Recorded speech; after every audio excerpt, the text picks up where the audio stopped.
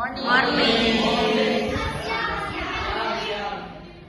Okay, honestly, this is the first time I have spoken in front of many people in English, but I'm still nervous right now, but it's okay, I can handle it. Okay, so Honorable Mr. Herman S. Solos IAAG, to the who has had the opportunity to attend today, and how is everyone? I hope it's good, okay? Perhaps I should introduce myself first, because in this class we have 3 people with the same name, sir. I'm confused in our names. So yeah, my name is Naila Nurhadi. From group 1, you may address me Naila, but in here many people call me Naila with H and D. So it's Naila HD or Naila Hadi. Okay, today I will explain more or less about the concepts of the historiography of Dawah. And I will explain the concept first. The concept of Dawah is an effort to invite all or encourage people to follow the path of Allah in order to achieve happiness in this world and the hereafter. And I believe, and here there is also something called elements of Dawah. And I believe you already know all these elements, guys. And the first is Dari. That is the person or people who deliver the Dawah. And the second is Mad'u. Mad'u is the recipient of Dawah. And the second is Mada. Mada is the message or campaign is sourced from the Quran and Sunnah.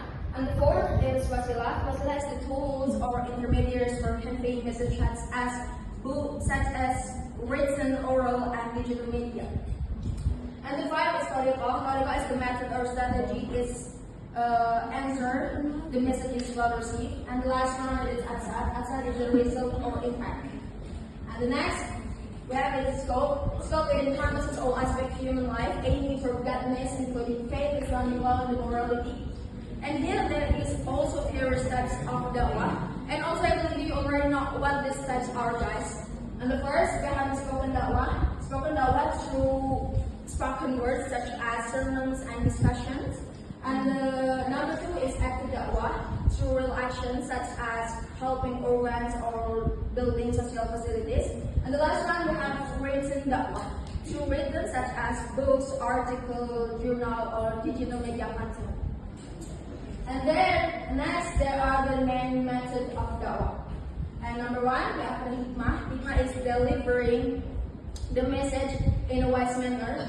And number 2 is Mau'idah Hasanah. Mau'idah Hasanah is giving good advice or meaningful lessons. And the last one is Mujadalah. Mujadalah is engaging in discussion or exchanging ideas in the best and the most effective way. And the lastly, the historiography of Dawah. The historiography of Dawah is the study of the historical of Dawah over time, or has been delivered and how its message have been recorded throughout the history. And starting from the Mecca and Medina times to the arrival of Islam in Indonesia, and then followed by the era of Khulafaur Rashidin is codification, and later the era of the Islamic dynasty is the institutionalizations. And after that all, the era of Islam in Indonesia, from Mecca, Persia terrorists, and Mecca and Persia terrorists.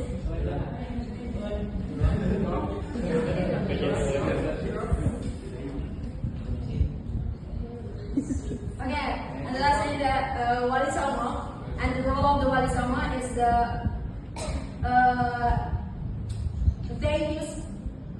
they use a culture approach to Dawah, such as wayang, gamelan, and the local traditions. And okay, maybe that is all I can convey about the concept of the historiography of Dawah. And I'm sorry if I am not my explanation is unclear or incomplete. Maybe you can listen to another presenter. Okay, maybe that is all. Okay, I'm Naila, back to you. Thank you. Kalian tahu sendiri kalau konsep itu, konsep Dawah itu mengajak atau menyeru untuk kebaikan ya, yang dimana baik ke jalan Allah. Terus di situ juga ada elemen dari Dawah sendiri itu ada Mad'u, Da'i, madda, wasilah, thariqah, dan asar. Terus di situ ada ruang lingkup. Nah, ruang lingkup di dakwah ini ada spoken dakwah, active dakwah, written dakwah. Yang kalian tahu sendiri itu apa, ya kan? Terus ada my method. Nah, ini yang paling itu ada hikmah, mauidasana, dan mujadalah. Dan terus ada historiography of dakwah. Nah, kalian pasti tahu sendiri historiografinya tuh gimana. Dan di sini ada era Nabi Muhammad, terus era Khulafaur Rasyidin, terus era Islamic Dynasty, terus era Islam in Indonesia. Yang dimana nanti ada di setiap era tuh ada pembukuan, nanti ada yang lain, terus Islam datang di Wali Songo gimana gitu. Itu kesimpulan.